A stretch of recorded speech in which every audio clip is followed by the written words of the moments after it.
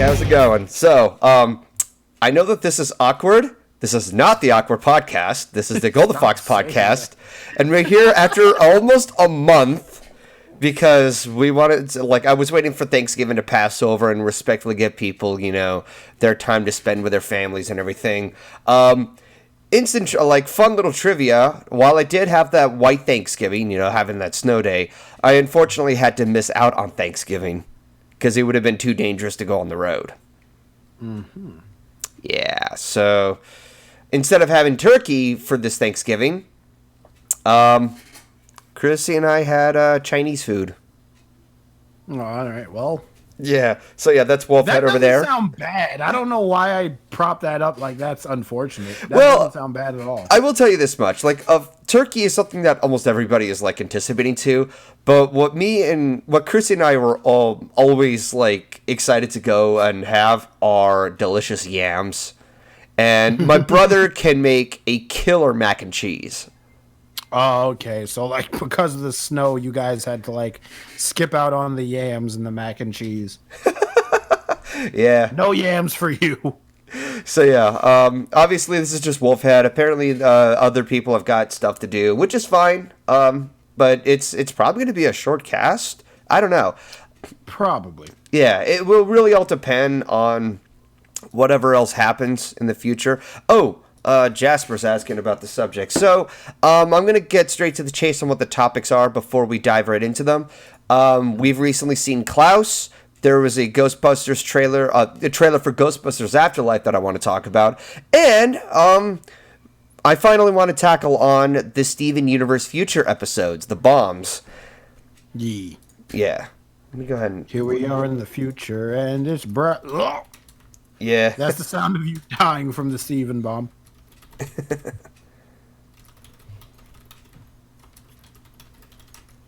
Yeah. Don't mind the typing. I'm just letting Jasper know if he's up for all this. And while Golden is typing, I'm going to talk to the chat. Hey, chat.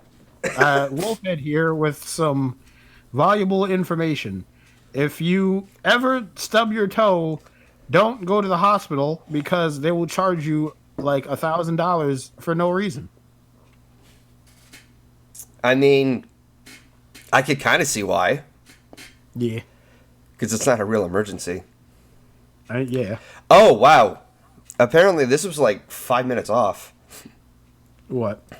The message that Jasper came in. So there's a good chance that there may be some more people added later in the podcast. I don't know. Let's see, laughs like when Golden received a fire rod again. I don't know. He's getting sick of his own meme. Oh, thank you for the 10 cheered bits. I just remembered. Apparently I have to. No, not that. Yeah, no, I'm still getting set up here. Fucking Desert Samurai is making fun of me. Look, I don't know how to spell, all right? I'm not a smart man. I'm very stupid. So to bring chat up to speed about that, the joke that Desert Samurai did, I think ANY posted a picture of his fursona in fucking Roman garb, but it was female Roman garb, and I was just you're looking good, ANY. And then he posted a picture of keyframes Mink shooting him where his hair was, so now he has a bad haircut. And he was like Key doesn't seem to agree, and I was like, Key doesn't know anything about fashion. Oh wait, making a joke that Key does know a lot about fashion. And then I didn't spell fashion like fashion, I spelled it FAS. I spelled it fucked up. So now Desert Samurai always follows me around and reminds me that I don't know how to spell, and it hurts my feelings. Stop it. It doesn't really hurt my feelings, but What were you going to say, Golden? I don't know what. Wow. This ought to be a hell of a podcast. Yeah, no, this is just filled with so many I don't want there to be awkward moments, but it happens no matter what. Wolfen. Stop saying you don't. Stop using the word awkward. You're gonna get fucking sued. I get sued by my own girlfriend. Plagiarism. Oh man. She's probably gonna do that now. She probably heard me. All right. So, I think I've already given out the warnings that the podcast might grow a little bigger. In the meantime, let's go ahead and dive into the first topic. So, earlier this week, at the time of, when we're hosting this stream here, the trailer for Ghostbusters Afterlife launched. And even like about a year before that, there was a teaser where they just showed the back of the Ecto-1, and it said summer 2020.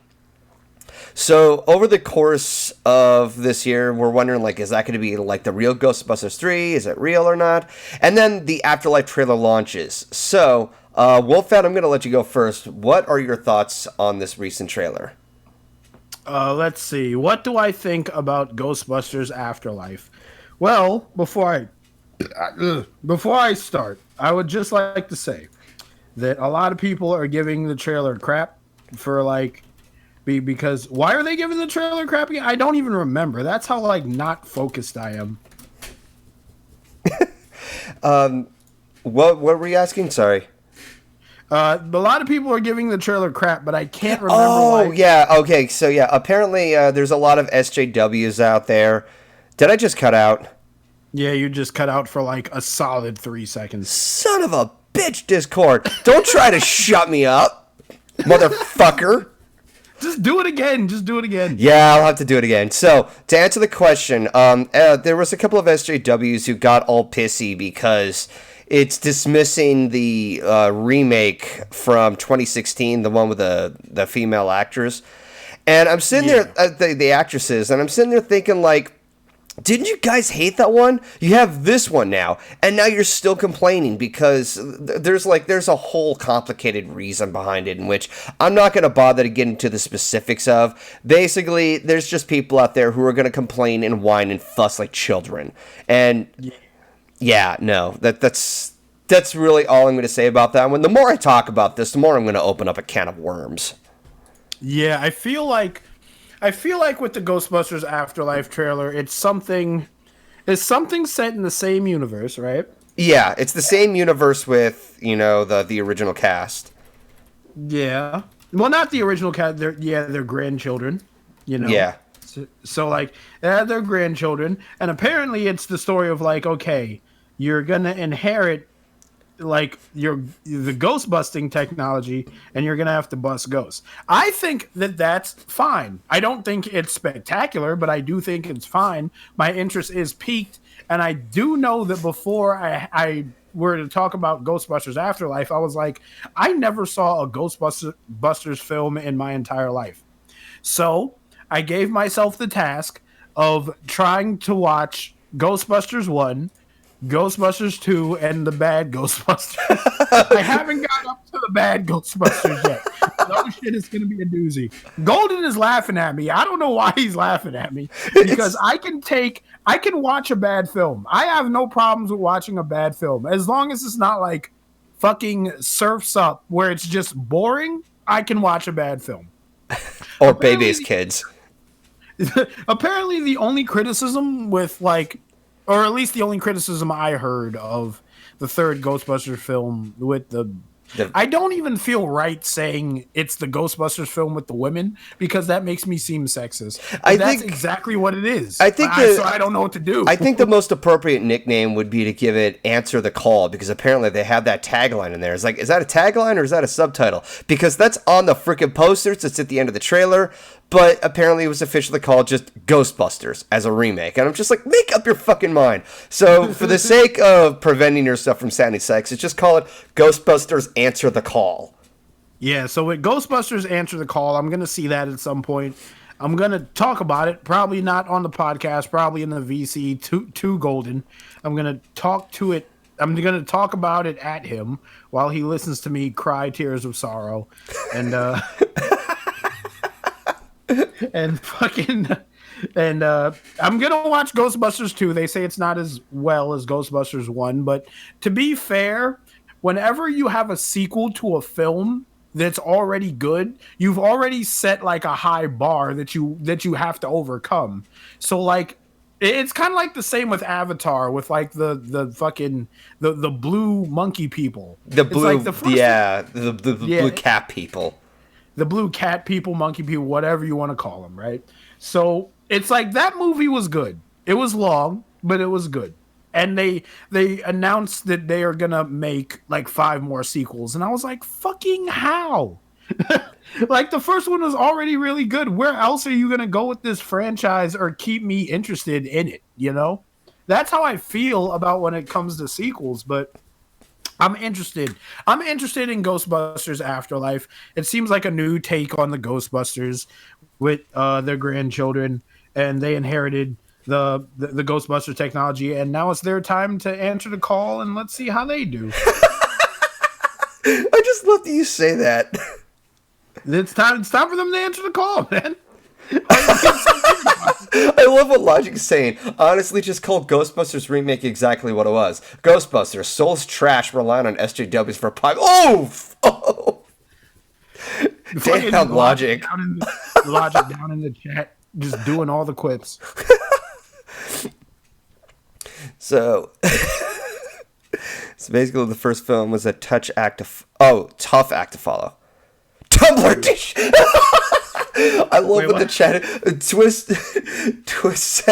Tapuka says Ghostbusters Tumblr edition.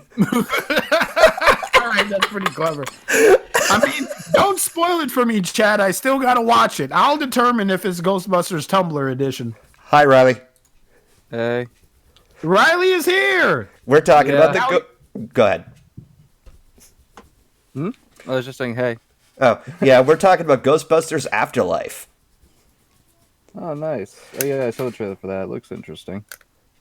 Do you have anything more to say? Because, we're kind of doing a podcast. So, you got to fill them. You got to fill that dead air, bud. Are you doing it right now? Yeah, we're actually live right now. We got started like 18 minutes ago. Oh, okay. So you want my thoughts on the Afterlife trailer? Yeah. Yes. Fire away. Honestly, I'm not sure what to make of it so far. It's an interesting setting, like having it in the middle of the desert, for one thing. I wasn't expecting that. And it kind of looks like if you mix Ghostbusters with, like, Stranger Things or The Goonies. So, it looks a lot more interesting than the 2016 reboot. That's for sure. The Tumblr edition. Film. Even then, I wasn't really... I didn't hate the 2016 film. I just found it kind of meh overall, which is honestly kind of a worse rate for it, honestly. Yeah. So I'll wait and see what's going to happen with it. But I did hear that there was supposed to be some cameos from the past Ghostbusters and stuff too. So I'm interested to see what they do with that. And we're about to have one more person in. Oh, hey, Science. Science Derail. Yo. Yeah, like this route. Yeah, I warned everybody that this list was going to build up. We're talking about Ghostbusters Afterlife. Ghostbusters Afterlife. Yeah. Cut out Golden. God damn it, Discord! You have one fucking job. Or as I like to call it, Stranger Things with Ghostbusters. God damn it. Or 2017's It with Ghostbusters. Yeah. It's literally Stranger Things and Ghostbusters matched together. Yeah, you're not wrong. I mean, that doesn't sound like a bad thing. Yeah, but it's like, you can't really... I feel like those two things don't mesh together. Oh, we'll see. Wow. For the first time, there's like a negative opinion that's actually legit and not those idiotic SJWs. Dude, the instant Science showed up, everybody in chat is like money in the bank. Oh, guys, come on. He doesn't want to be remembered as that. I don't want to be known for that. I really don't. Yeah, come on, guys. Let's tone it down a bit. I think of Science as a friend, not hi, guy. Can I borrow some money? No, No, don't look at me like that. Yeah, we're not going to do that. Yeah. I mean, it was funny at first, but it kind of overstayed its welcome. So yeah, that's your brief thoughts on Ghostbusters Afterlife, huh? I feel like they basically, somebody watched Stranger Things and be like, I can make a movie out of this if I smash it with something other paranormal. What's old and hasn't been done well recently? Ghostbusters! Let's do it!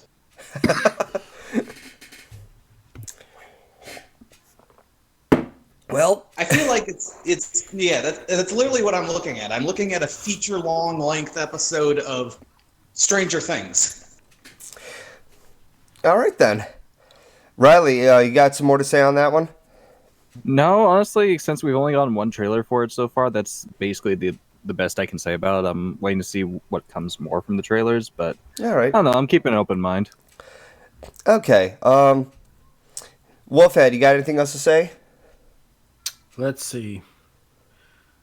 At GoldenFox Stream, if you had actually, we can't do the questions now. So no, I can't. I'm gonna save this question for later. But I don't have anything else to say. So you go ahead. All right then. So, to give my own personal take on Ghostbusters as a whole, I only saw the first one. And the funny thing is that the first Ghostbusters film, it used to scare me when I was a kid. And there were some scenes that, like, I didn't want to remember too much about. Like, for instance, there's Slimer, like, stuff in his face with all the hotel food. Yeah. And, like, I kind of grew out of it fast as I got older. Like, oh, this is a good movie and such. But I only saw the first one. I didn't see the second one, not because people hated it, because apparently, from what I heard, that Ghostbusters 2 was a bomb. I like it. I don't know about that. Like, I haven't seen it yet because I haven't had any access to watching it. You know, it's like I would have to wait until it's available on, like, HBO or something like that. But nowadays, like, hopefully it's available on Netflix or someplace. But whenever I do, I'll definitely give Ghostbusters 2 a chance. I'm going to be very, very cautious watching Ghostbusters Answer the Call, otherwise known as the Tumblr edition. I still remember when that came out, and I saw people flipped about that. I was against the complaints, but then I started to hear that the movie itself was legitimately not that fun to watch. But all that aside, I did watch the first one, and I have a lot of respect for it. It does a very good job blending together a sense of humor along with horror elements. I mean, you try to mix between comedy and horror. I mean, when you think about that on the surface, you're trying to combine something that's scary and funny at the same time. That sounds very contradiction of each other, but they managed to make it work. And that's not to say that other horror films have, you know, meshed in like a good sense of humor, like case in point, Evil Dead 2. I was going to say, Evil Dead did that pretty well. Yeah, like, I'm not going to dismiss the other ones that had, like, a sense of humor to it. Comedy and horror, like Beetlejuice. Beetlejuice has, like, no place for a genre, period. It's a movie. It's a movie that had its own following. It is its own thing. It really is. Yeah. But the idea with Ghostbusters, it kind of became its own entity where it's, to me, like, aside from horror and the comedy, it's a lot more adventure-driven that you're taking on these ghosts and you're taking on these paranormal, you know, strange paranormal activity that's going around New York City. So it has, like, a sense to, like, encourage you to feel brave and take on, you know, these weird ghouls and these scary skeletons floating around and shit around the streets of New York. And demon dogs. Oh, yeah. And demon dogs, yeah. Zool, motherfucker, Zool! Are you a god? I was going to say, women Yes. with 80s haircuts in skin-tight spandex. But as a whole, I have a big respect for the franchise, as we have some, like, iconic things. The proton packs, the ghost traps, and, of course, the car itself, the Ecto-1. Yes. Yeah, and the iconic siren sound. So, upon watching the Ghostbusters Afterlife trailer, I was very ecstatic to see that this is in the same universe with the original cast. Bill Murray, Dan Aykroyd, and such. We already know that poor Harold Ramis passed on, may he rest.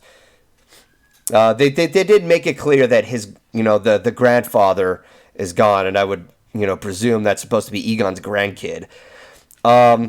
But taking on, like, their discovery and everything, it's always fun to watch. Like, one of the seats is, like, a gunner seat. It just, like, activates. Whoa, this is a gunner seat? And when you see the actual, like, effects of the proton pack being shot out, holy crap, it's got the original effect you remember from the first movie. You know, it looks more cartoonish, not just CGI. And it's... They destroy the town with. Yeah, I know. They're just, like, destroying so much property. I'm surprised these kids are not pulled over by police at that point. But yeah, I was very excited to see where this is going. I like that they have a setting that's outside of New York, so that way it'd be a breath of fresh air. Now, of course, upon saying that, people would immediately compare this to either 2017's It or Stranger Things. Science.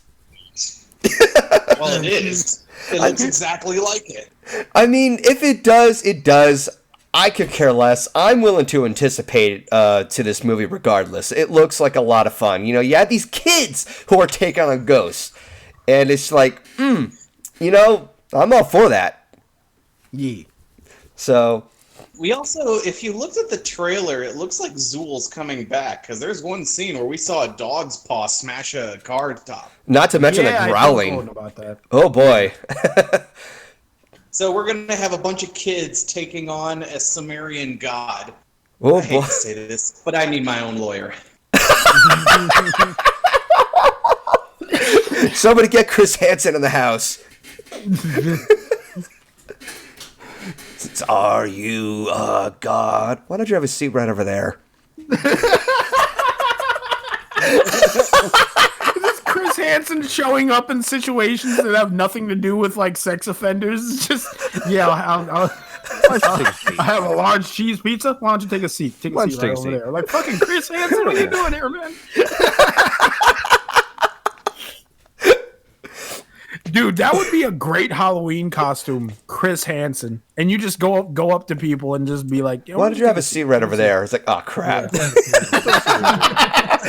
It's like when you see him around, you're in deep shit. It's like everybody just starts sweating profusely and getting super nervous. Just have some Nisi on. Oh God, I would love to see that. It's like, are you a Nissan? Yeah. Why don't you have a seat right over there? So see over here. Because, I mean, it looks cool and all. Yeah. But yeah, it does really look very closely to Stranger Things. That's just my grip about it. I will definitely agree with Ryley that we'll wait and see what happens on the next trailer. Yeah. And, the sooner it comes, the sooner we'll be able to know what will happen. But until then, I'm really excited with what Afterlife has, brought out. So, can you imagine? Could say it might. No. Go ahead. Go ahead, CRL. Like with everything that's going on with 3D holograms and everything, how much do you want to bet the Afterlife would be the 3D hologram Egon? Oh. I mean, I was gonna say you could say that this Ghostbusters might bring the franchise back from the dead. Oh, I'm gonna go fucking die, Ryley. You asshole. I don't see them being above that. That totally could be something that you see. They bring back Egon as a ghost. You guys know why I like to hunt ghosts so much? Why? Because busting makes me feel good. That's a good. Bustin'. And it's no longer November. Yeah. Exactly. So, have fun. Not one day of that. Science, nope. Like, stay out of this house. Stay out of this house. No. Spirits be gone from this house. So what the fuck? We're getting too off topic. What's the next topic? Okay, so I think we've said enough about Ghostbusters Afterlife. I'm anticipating to it. We're about to talk about a movie that came out on Netflix called Klaus. Klaus. Sorry. I don't know why I get Klaus and Klaus mixed up with its fucking pronunciation. Maybe it's because I immediately identify Klaus as Claus. Yeah. Yeah. So, actually, Steelroll, have you seen this movie? Nope. All right, then. Well, he's going to be left in the dark. Sorry. It's all right. I've been busy. I plan to see it, though. Okay. Well, I've seen enough trailers to get the gist. All right, then. As usual, I always volunteer going last. Ryley, you're up. Well, the animation one was spectacular. Like Jesus Christ, I didn't know you could make 2D animation look that good in like a 3D aspect. It's just like a beautiful work of art, honestly. And as far as the story goes, I like the story.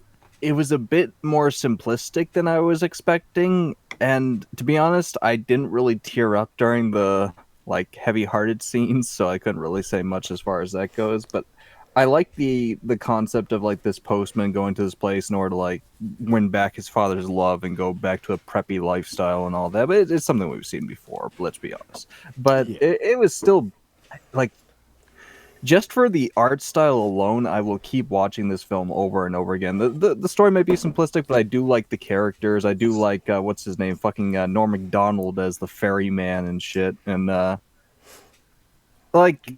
J.K. Simmons was a great choice for Santa Claus, let's be honest. The guy is a great actor, and I love seeing him in these roles.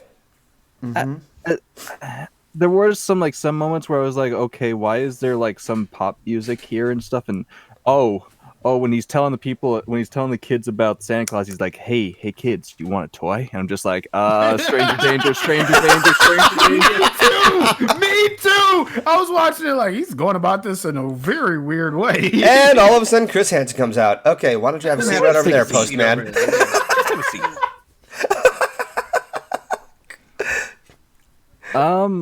Honestly, I don't really know what else to say. I'm just really stunned at how beautiful this film was, and I understand why it wasn't put in theaters, because I don't really see it doing well in theaters itself. But I'm still glad we got it in some form or another. So I will be rewatching this in the future.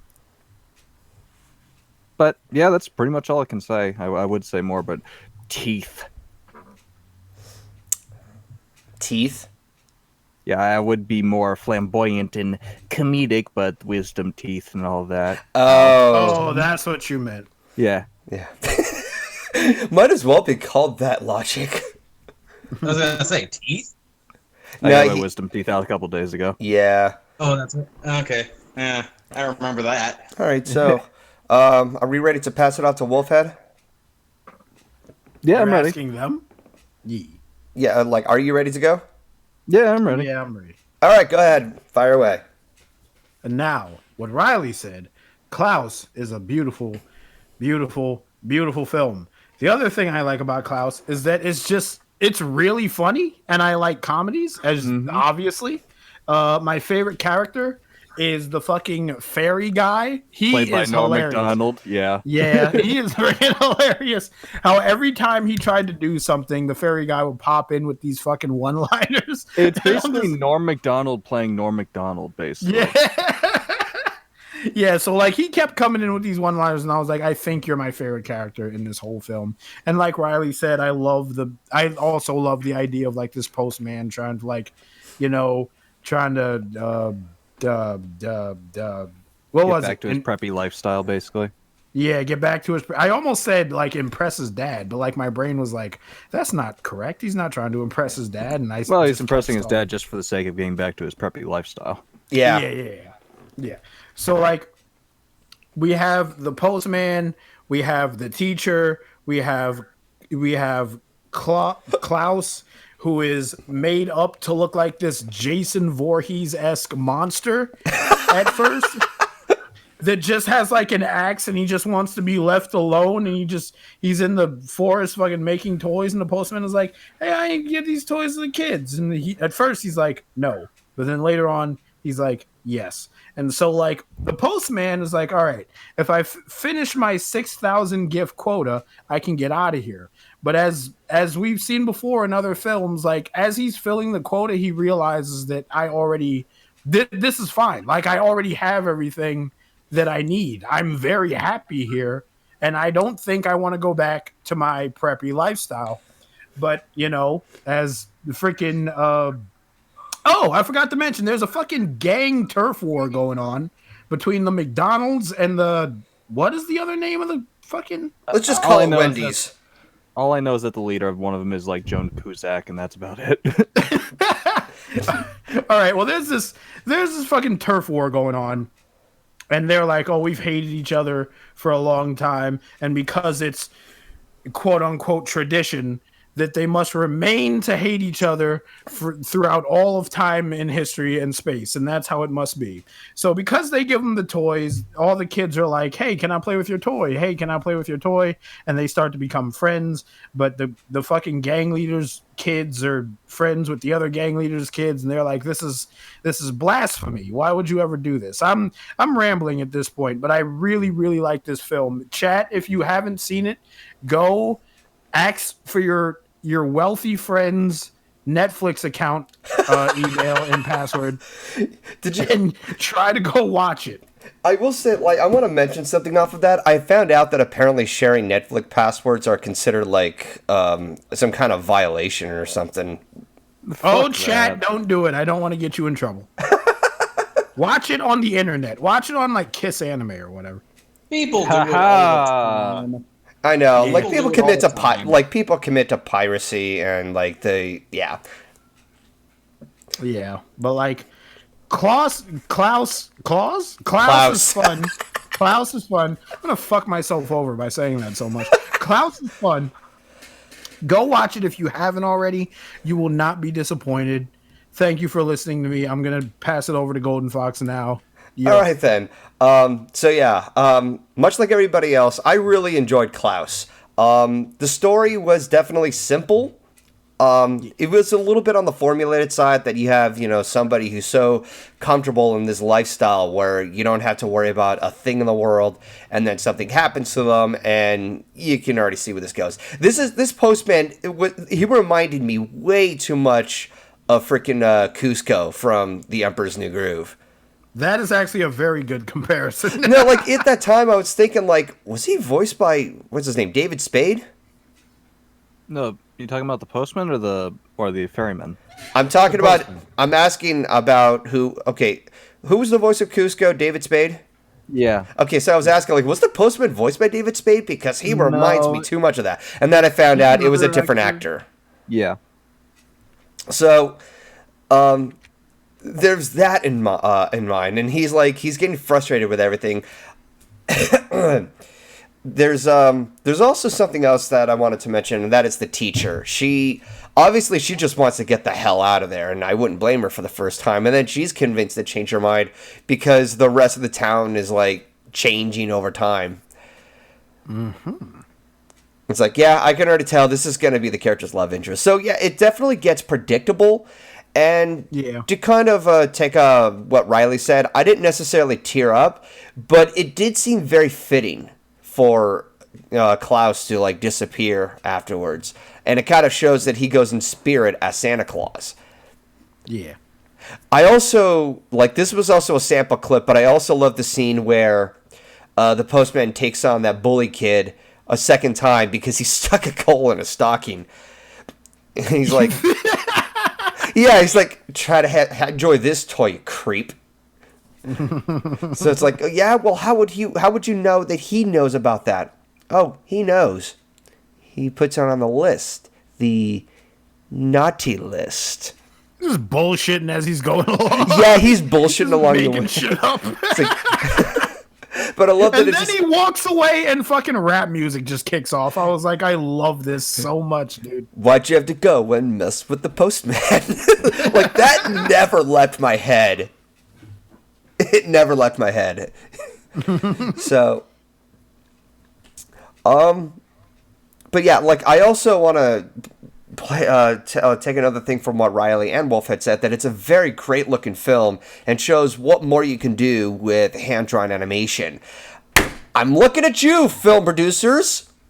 I mean, the director behind the film also worked on Disney during the Disney Renaissance, so it goes to show you. Yeah, imagine how great this would look if Disney stuck with 2D animation. Bob Iger. I will never forget that. Bob Iger is sitting somewhere drinking. Real. Yeah, Bob Iger is sitting somewhere drinking a coffee right now, and he's like, "Why are the hairs on the back of my neck standing up?"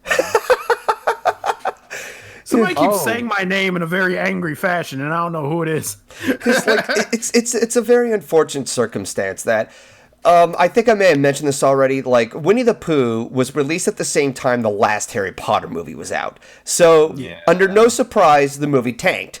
at the same time, people were saying, "Oh, this is a little kids movie. Nobody's going to go see that." They had this preconceived mentality that they already know what it's going to be, and it's not going to be for them without given an open chance, and that's unfortunate. But the very fact that this was released against Harry Potter was idiotic enough, and then I found out Bob Iger purposely released this against Harry Potter just so that he can watch a bomb and have his claim that 2D doesn't sell anymore. I was then informed that in the 90s, other companies wanted to steer away from 2D animation, one of which being Warner Brothers, in that they wanted Cats Don't Dance to Bomb. And and I found out that it's because 2D animation costs more money to make than CGI. And a part of that is because they have to get a lot of equipment involved, a lot of desks, pencils, and all kinds of shit, in contrast to working with a program.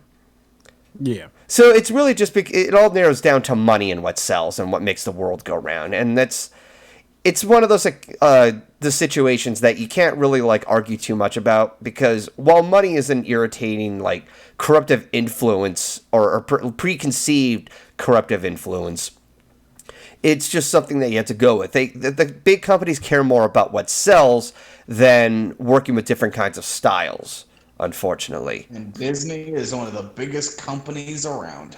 Yeah. Taking over the world. Purchasing Marvel, purchasing Lucasfilms. I mean, they recently did a purchase with Fox. I mean, what else are they going to buy? You'd never know. In 20 years. Don't ask that. Don't ask that. You're just going to incentivize them to buy more. Yeah, that's definitely going to jinx everything. But in 20 years, I'm going to be drinking my Disney water while I'm wearing my Disney hat while I get on the Disney bus and go to my Disney job. That's how that's gonna go down. Oh, you bitches! Apparently, but no. Getting back to Klaus, I really love that some people are still sticking with some 2D animation, actual hand drawn work, as a particular. I can't say subgenre or genre, because apparently some people find it insulting if that's said. But you know what I mean, actual 2D animation and not just some kind of fuse thing with CGI. We talked about that with Spider-Verse, where apparently they did a lot of hand-drawn framework with almost every shot with the CG movement. And while I can understand and respect that, it's not really 2D. It's a mesh of its own, but mostly 3D, because there's a lot more of a third-dimensional look, regardless of having a hand-drawn. Mm-hmm. But with all that being said and done, I thought Klaus was a very good movie. I'm not going to say it's the greatest thing since sliced bread, but they did a really, really good job. And I'm hopeful that in the future, if Klaus does really, really good on Netflix, I hope that it's at the point where the creators would want to put together another 2D film. And it will show... Go ahead. I think one thing that helps is that it's a Christmas movie, and the thing about Christmas movies is they tend to last and be played year after year after year, so I don't doubt that it will be a tradition for some people to keep watching this film. Well, there's also what is called It's a Wonderful Life back in the 40s, and I found out that movie bombed at that time. Oh, yeah. Yeah, it totally bombed. Greatly. Oh, yeah. So it wasn't until it entered the public domain that it actually became a public hit. Yeah, so it took decades. But then again, a lot of the early Disney animated films, outside of Snow White, you had Pinocchio, you had Fantasia, and Bambi. All of those movies were also bombs. Dumbo. Well, they took place during World War II, and because of the overseas market, they didn't really make that much money during that time. So yeah. Apparently, cinema had a bit of a struggle at that time. I mean, Dumbo was also successsul, but they also had to deal with the writer's strike and shit. And that's part of the reason. God, yes. Yeah, and that's aside from that, it was meant to be a short, a simple little short before it became a film. And that's why it's an hour long. Oh, yeah. It's wow. They even satirized some of the people on strike by making them into the clowns in the film who would say, "Hey, let's go hit at the boss man for more money," in the film. Yikes. Wow. Yeah, Disney wasn't too kind to the animators who went on strike during that time. Well. Oh, Disney. You bring us a lot of beloved films, but at the same time, you can be really fucking stupid. I just still love them and despise these live-action rejects that we keep seeing. Oh, you mean those lifeless hacks that are around. Lion King. Oh no, here he goes. So, yeah. I saw Dumbo twice when I was on a plane flight back home, the live action one. Oh, boy. And I'm just watching it and I'm like, this thing has absolutely zero of the magic of the original one. And you watched it twice. I had to. I was on a plane flight and it was the only thing playing. Welcome to Flight 3333. We are feature film Dumbo for our next feature film Dumbo. It's like, what the fuck? What do you mean feature film Dumbo? It was either that or I was going to be watching Peppa Pig for 4 hours. Oh fuck that. that squeaky crying noise that one of the pigs make. Yeah, so I just like, swallow the demons, just do it. Swallow the demons. See, this is why instead of watching, a stupid movie, you bring yourself a Game Boy. Dude, I'm playing my Nintendo Switch the whole flight. Fuck it. I'll read a I'm book. playing Ori and the Blind Forest. Dumbo can go fuck himself with his own ears for all I care. I thought Ori was on Xbox. The chat's like, yeah, we can see the chat. They're like, oh, go ahead. I love it that in the live-action Dumbo, there is a scene where you see a kid holding a plushie of the original Dumbo, and I'm just like, wow, that's what we got reduced to, isn't it? But no, I'm reading the chat, and they're like, oh, here we go again with the live-action remake bashing. I think it's time we, stop it there. But point is, 2D animation still can work very, very well. And this movie, Klaus, definitely proves that. So, aside from being a Christmas movie that you can easily sell over time, I hope that the creators can put together, another, hand-drawn animated project of some sort in the works. If it's just going to be on Netflix, and so be it. I do hope that this would be a sign that 2D animation for movies can still be around, and not just be a tool for CGI. Because it used to be the other way around during the Renaissance. So, so I think I said plenty on that one. I think it's time we get to the final one, the topic of this podcast, and that is Steven Universe Future. We're talking about the first. Woo! Yeah, we're talking about the first bomb. Science, you've seen the recent episodes, haven't you? I've seen all 4 of them. All right, good, awesome. So from top to bottom, I volunteer going last. Ryley, take it away. Okay, so where do I begin? It's interesting how this takes place again after Steven turns 16, and they're all starting to make all these reformed gems get used to their new life on Earth and their own independence and stuff, and find their own meaning in life. And it's interesting to see how that plays out. Of course, Jasper is the only one who just doesn't want to take part in anything. She's still very try-hard, angsty person. She's the bombastic bitch. And we start to see a little bit. Is it okay if we go into spoilers or? Go there, dude. Yeah, go ahead. Talk about it. Full permission to go. Okay, there. the whole thing about Pink Steven. Oh God. I've heard people ask, why is it taking him this long? Well, I'm like, well, for one thing, he's a teenager now, and teenager brings up a lot of mixed emotions and problems with your emotions, so I could see why it took him this long to be able to get this angry and have all these outbursts and his powers activate. So that makes sense from, if you know real life and hormones and stuff when you're a teenager, it makes sense. I'm liking what they're doing with it. They're adding a new depth to Pink Diamond, making her even more of a bitch than usual. Pink Diamond, the disappointment that just won't keep disappointing. Thanks, Pink Diamond. Thanks, Pink Diamond. Ow. The new thanks Obama meme. And you're just starting to see just what she was like before she knew even most of the gems, even before Pearl and stuff like that with Pink Pearl and the damage she did with her.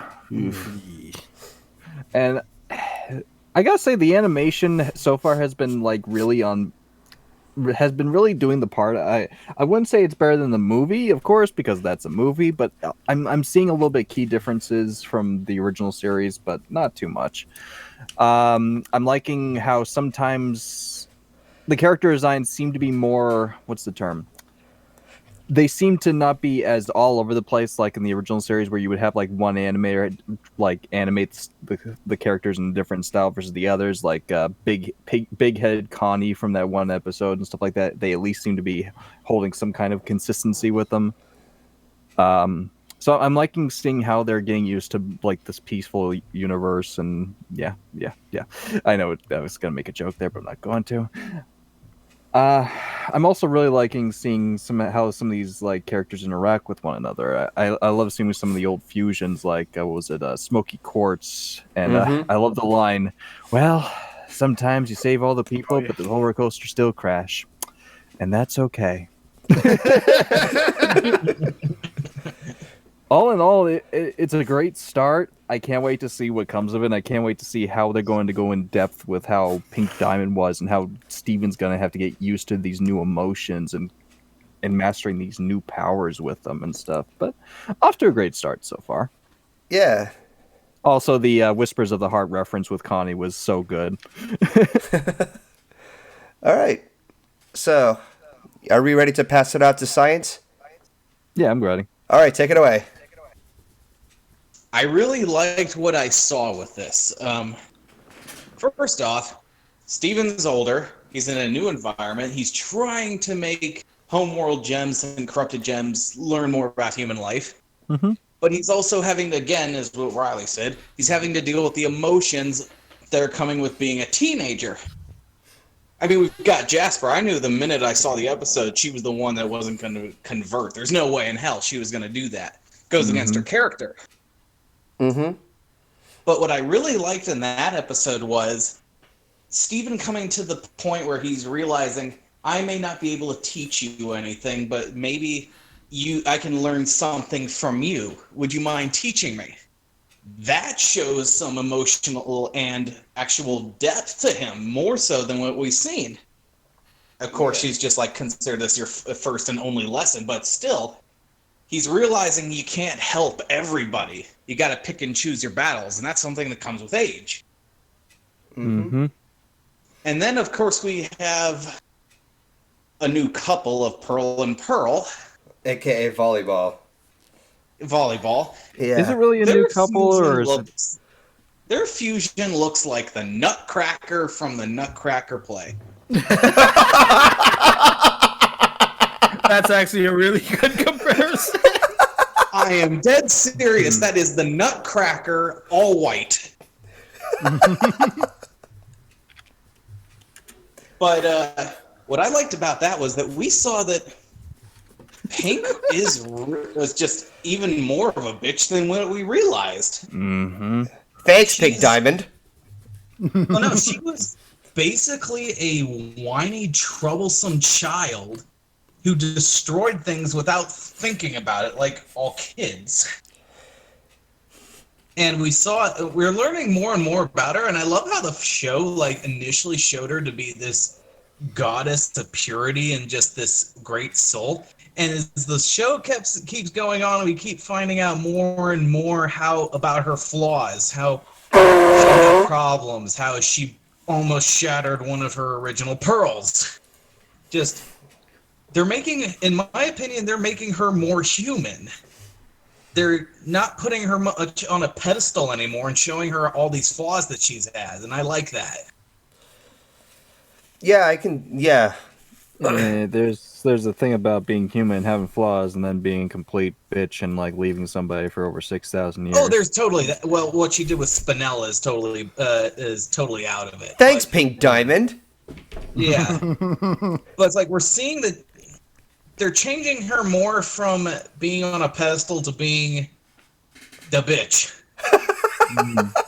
The bitch. Da bitch. D-A bitch. That's the bitch. But I like that they're doing that. I like that they're going out from what she made and they're making their own lives, and that's unique. Not a lot of shows do that. Yeah. They don't change that much. I also like the fact that we saw all the gems who were corrupted and they're in their everyday lives. I love hearing the kids scream, the kids cheer. It sounds like screams. You know what I'm talking Steven about. was like, that's problematic, but sure.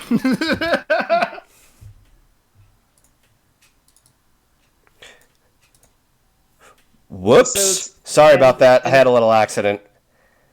What? I like how it's going, and I look forward because now that we actually have a new season and we have a couple of cliff shots, I might actually finally get to see Lapis and Peridot fuse together.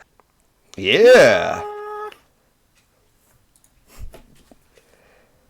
That would be interesting to see, honestly. Yeah, it would. Wow, that was a long pause there.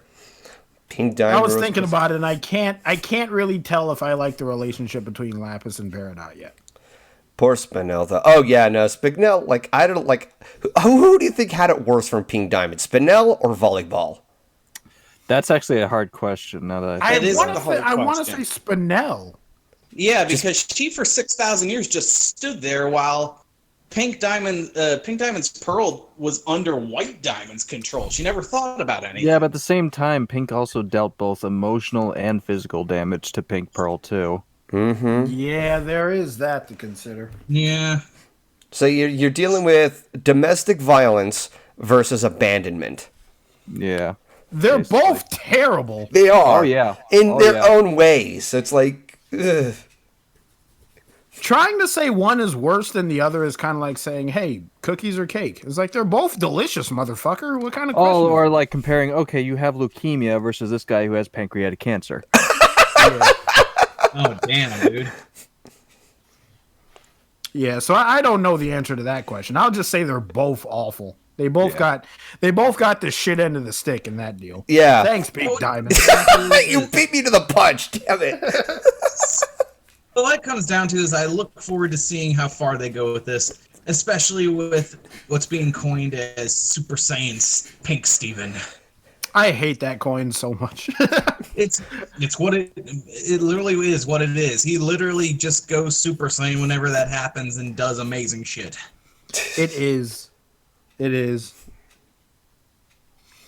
It just powers up and goes super fast, and he's super strong. And I now want to see him do like the Super Saiyan 3 power up. And this is to go even further beyond. I swear to God, if Steven ever says that line, I'm going to stop watching the show. Well, no, what I want to hear is him being like, it's like, you know what, Gems? This isn't even my final form. God damn it. God damn it. Beautiful.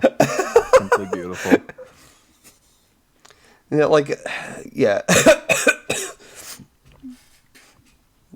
You all right over there? Yeah, I'll be fine. I'll be fine. Go on, science. Well, no, I look forward to seeing what they do with this. I like what I'm seeing right now. They're building it up to something. I'm not 100% sure what they're building it up to, but they're definitely building it up to something, and I want to see what it is. Yeah, I don't blame you for that. So, is that everything? Yeah, I'm good. All right, well fed. Take it away. All right. Listen, Steven Universe Future is off to a great start. You don't have to hear that from me, but I'm just putting out a bulletin that this show is really, really good. It's as good as Steven Universe. It might be a little better than Steven Universe, the original. And we're just like fucking like 4 episodes in. But I'm liking it so far. I'm liking Little Homeschool. I'm liking Guidance. I'm liking Rosebuds. I'm liking Volleyball. Little Homeschool for me was really great with the dialogue. I like what Amethyst said with Steven, where it's like, I think you should stop trying to save everybody. Like what Science said is like he's a teenager and he's gonna have to deal with all these emotions of like, oh, picking your own battles, and there's just some fights I should probably just leave alone and just deal with my own shit.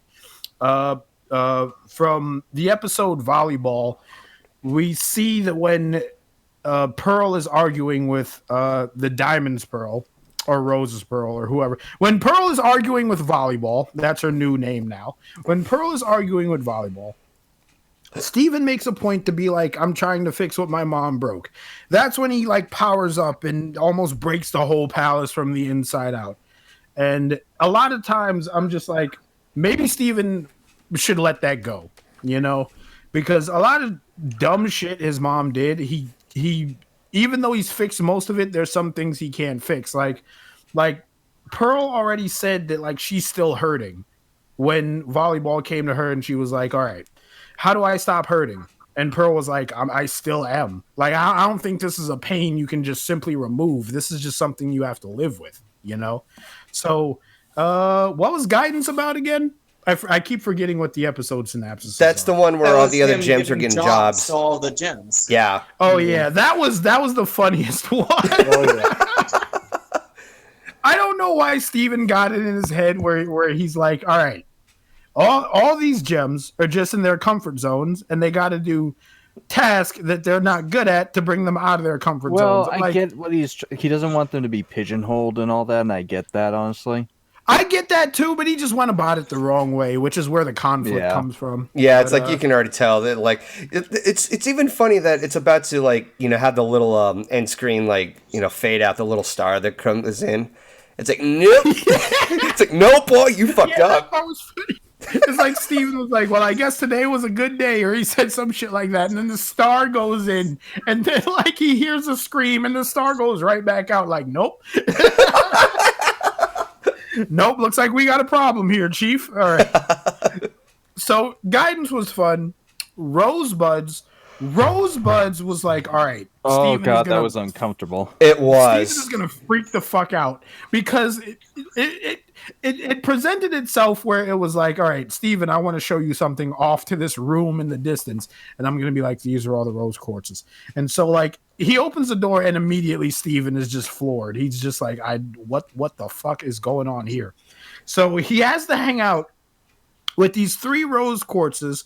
And I think my favorite rose quartz out of all those rose quartzes is the one that was like, don't you get it? He doesn't like us. We should leave. Because at least like Rose. Yeah, because at least she's able to read a room and she sees that Steven is uncomfortable and Steven is trying his best. I think Garnet and Pearl were like, every time they said something, Pearl just stood up and was like, I got to go to the bathroom. And then somebody said everything else. And then Garnet was like, I too have to go to the bathroom. And so they're in the bathroom just chatting, and Steven makes a point where he's like, you guys want to hide in the bathroom, fine, but I have to be a good host or whatever. But then the other rose quartz sees it in Steven's face that Steven is not comfortable with this, and he makes a point that he's still jumbled up. He still has jumbled up feelings about his mom, and it's weird seeing all these gems that are so alike to her in every way. So I think they're going in a phenomenal direction. Like Ryley and Science Steel Rail said before, they're leading up to something. I want to see what they're leading up to, because there's going to be some kind of finale. There's going to be some sort of grand revelation, but none of us can actually pinpoint what it is yet, and I want to know where that is. So, Golden, I'm going to give it off to you.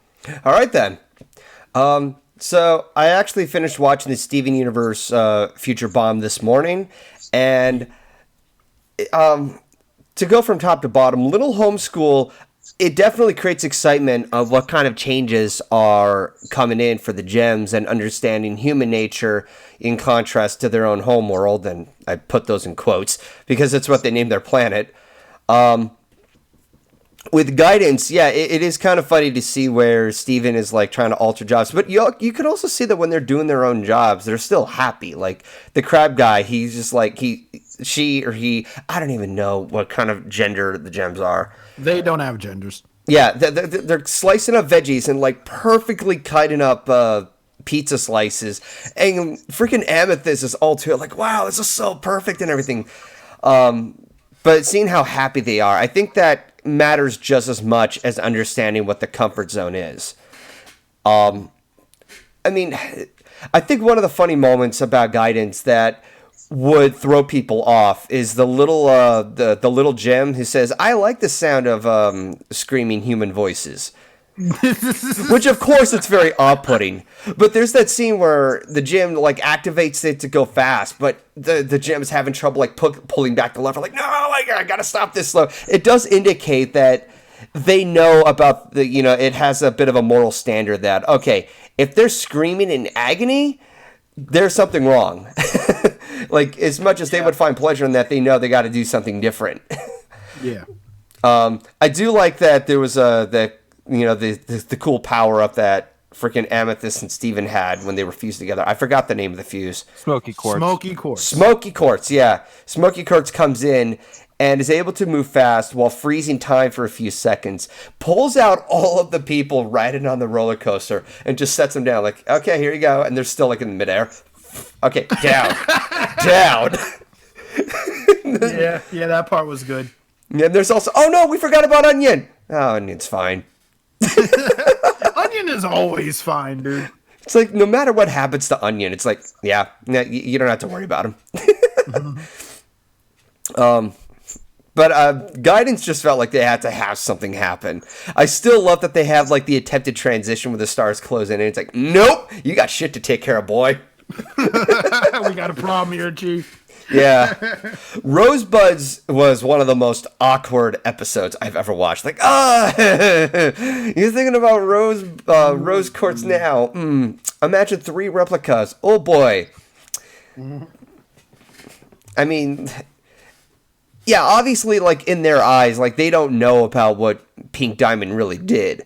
But yeah. It's just, oh yeah, let's go ahead and have a sleepover. It's like, oh, you're having them stay even longer. Oh, we could stay here forever. No. That's the thing. Steven kept putting himself in hotter and hotter water because, like, sometimes they'll get ready to leave and Steven would be like, oh, we should hang out more. Would you like to come over for dinner? I'm like, Steven, what are you doing, man? You don't want this. I mean, the dinner part, it's like, okay, we can kind of talk this over during dinner. Nope, that wasn't going well. But then, like, the sleepover came by. It's like, okay, yeah, Steven is being so stressed out that he can't rationally think straight right now. Oh, maybe we could stay forever? No. No. I like Greg's exit stage right, honestly. Yeah, oh god, I love that. Hilarious. He just comes in and is like, nope. He's like, what the fuck? Can you stay for dinner? Nope. Yeet! Yeah.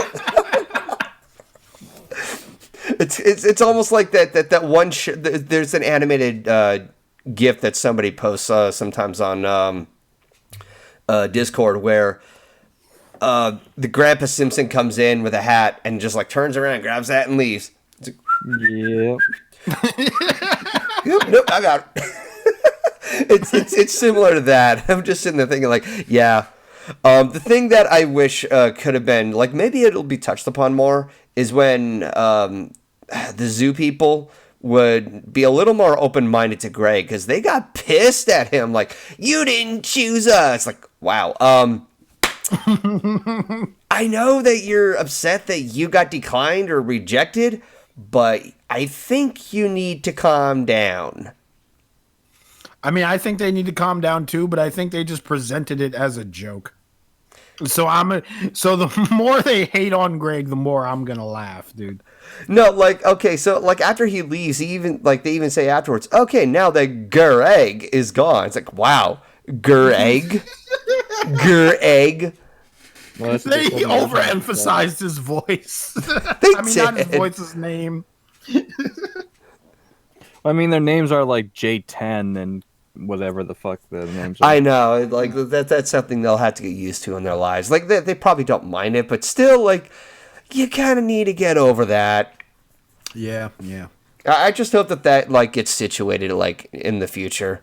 Hey, Here we are in the future, and it's not so bright right now. Oh, okay, well. So finally we come to volleyball. Hashtag thanks Pink Diamond is emphasized up over the roof of that shit. And when you see what happened to poor Pink Pearl, or Volleyball is what some would call her. Yeah. Oh boy.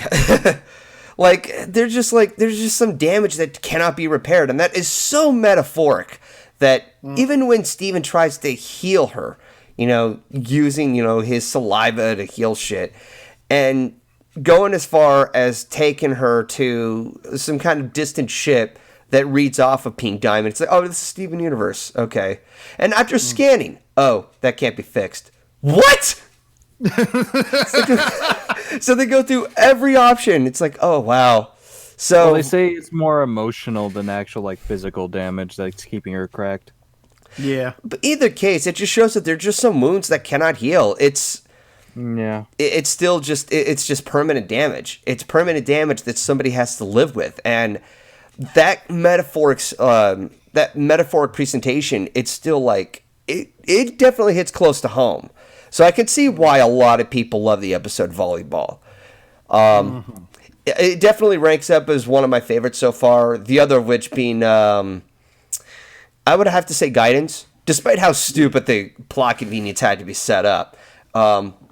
It is important to know that while there are some people who are happy with their lives, there is, that level of having to, learning to appreciate stepping out of your comfort zone for a lot of things. And it did help us learn that despite what they say, don't let it, mislead you or anything like that. Because obviously there's that small Jim. He was trying to pull back the lever. I can't slow down the cart! So, not to mention the amount of fan art of frickin' Volleyball, the fusion between Pink and White Pearl, laying down in that French pose when the doors open. Yeah, so much fan art of that. Oh boy. Paint me like one of your French pearls. Oh my god. Why was she laying like what? Don't answer that question. We're gonna move on. Yeah. Do we even have anything left? Yeah, I was just in there thinking, like, is there anything else? Oh, yeah, I should give a little announcement. So, obviously, at the time of this streaming, sometime later afterwards, the next episodes of Steven Universe Future is going to be airing, and in an attempt to catch up, I'm considering doing a little bit of a rescheduling for any future podcasts where, instead of Saturdays, they can be on Mondays. If it was like Saturday morning, that would have been fine. But it's held in the evening, and that's the time where I would normally stream any podcasts and such. So I'm going to be rescheduling that to, a later day, so that way we can actually get caught up with the... What the fuck was that in the background? Seriously, what the hell is that? Not me! I swear to God! I was asking Ryley. I heard it from him. Sorry, I was looking at this clip. What? So yeah, Sound like a chicken losing his mind, strangled, dude. I heard it once, and I was like, "All right, maybe that'll never happen again." And then I heard it twice, and I was like, "Somebody's fucking around." So, the future podcasts are going to be held on Monday. In fact, I'm planning on doing this coming Monday to catch up with the second Steven Bomb. I might have a different group of people because this is probably going to be like short notice and tiring for everybody else at this point. I mean, it is short notice, but it's something that's been on my mind so that way I can catch up with all these other episodes. Because it's going to be awkward to talk about like previous episodes over time. Yep. So, yeah. That's how I end there. Steven Universe Future is... It's very good so far. It's very fun. I'm looking forward to the next 2 episodes and the future Steven Bombs. With that said, let's go to Q&A. Ask away your questions.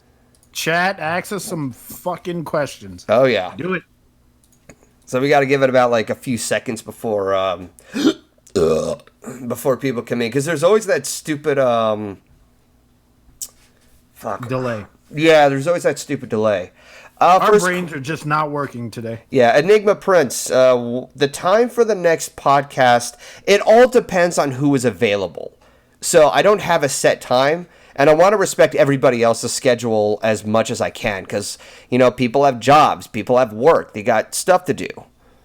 We have real lives outside of the internet. Exactly. Yeah. I had a question. What is this life you speak of? Yeah, seriously, what is life? Golden, somebody had a question from earlier in the stream. If you had a Ghostbusters team, who would be in your team? That's hard to pick. Let's see. I think my team would be me. Well, I don't even want to be in my own team because I think I would fuck over everything for everybody. So Does this include real people or fictional characters? real people. No, you know what? Everything goes. Real people and fictional characters. Okay, so Danny Phantom would be one of them. Oh, hell yeah. Hell yeah. He's a phantom.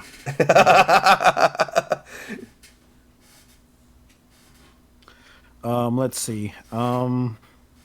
Fuck, I don't know. I'm gonna just go with the generic choice. Me, Logic, Snick, and Felix.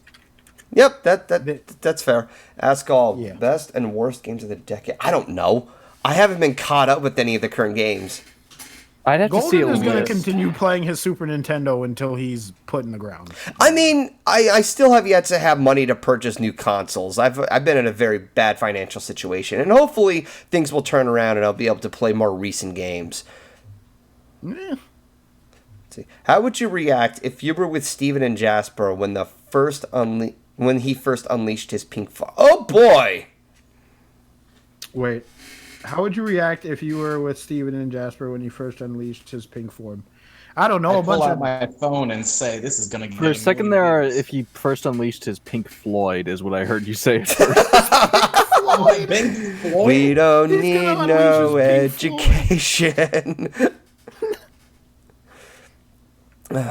Do you all think of Klaus being snubbed for a nomination or of the live-action Lion King? Okay, Yeah. I don't even.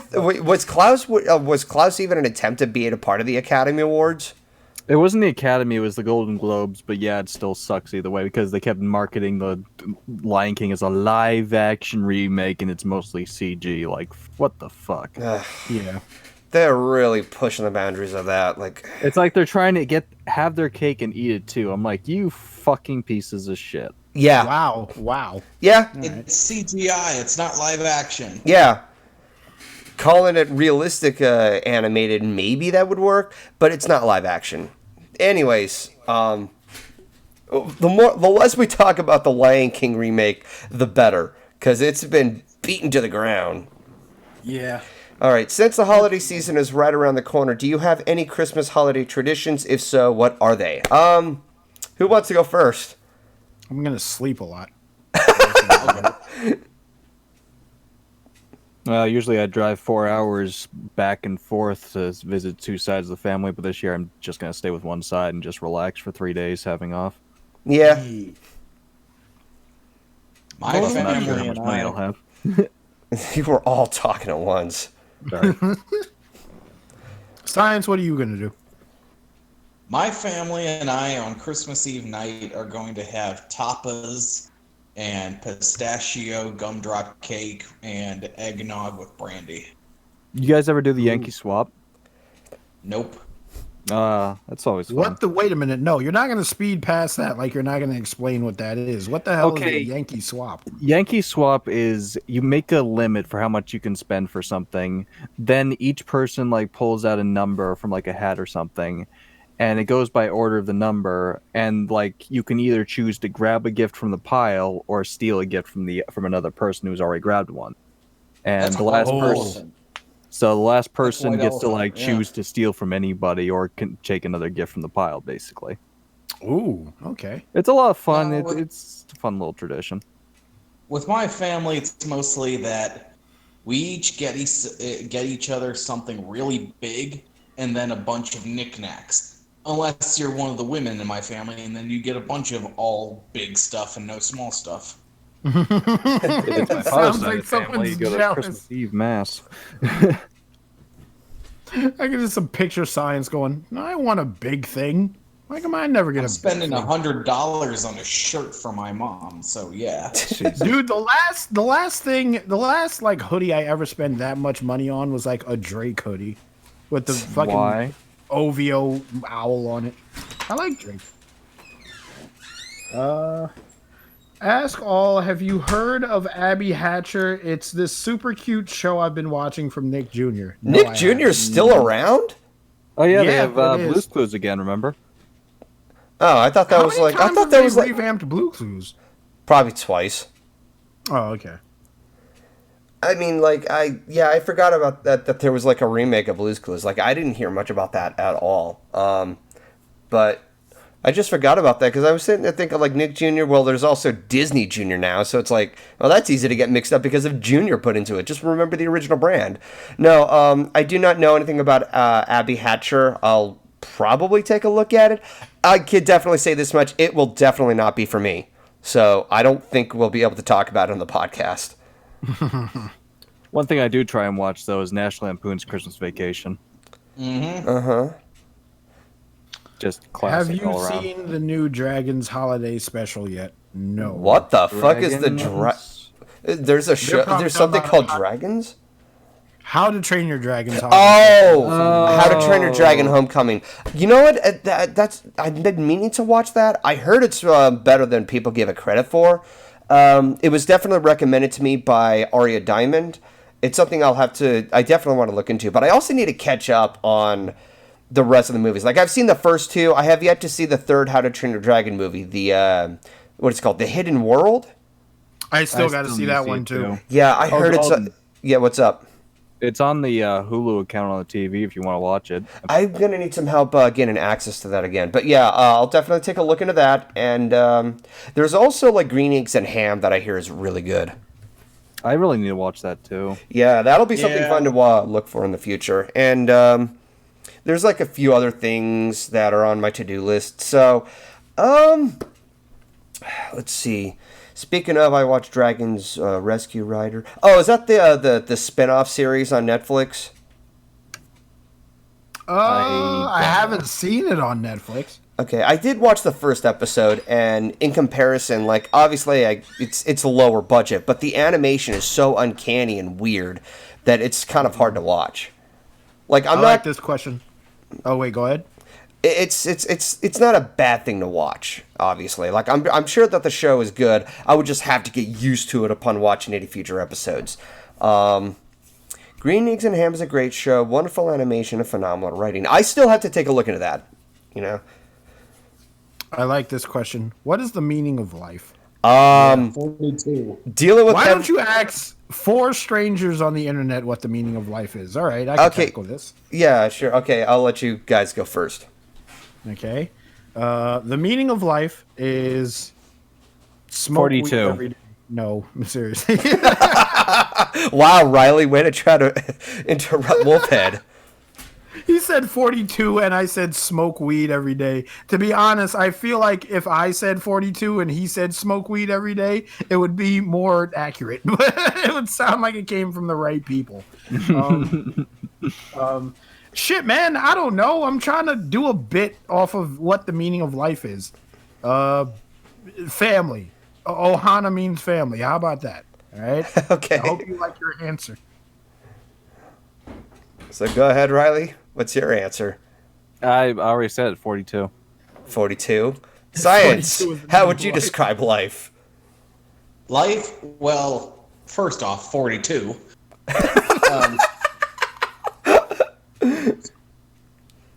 So many people, you tell them that to, they give you a deer in a headlight look. It's unbelievable. Well, okay, go ahead. But no, the real meaning of life is to enjoy life, face your challenges, do it with your head high, take the challenges as they come. If they beat you into the ground, they beat you into the ground, but you stand up on your own 2 feet with your head held high and take it. It's inspirational. You brought a tear to my eye.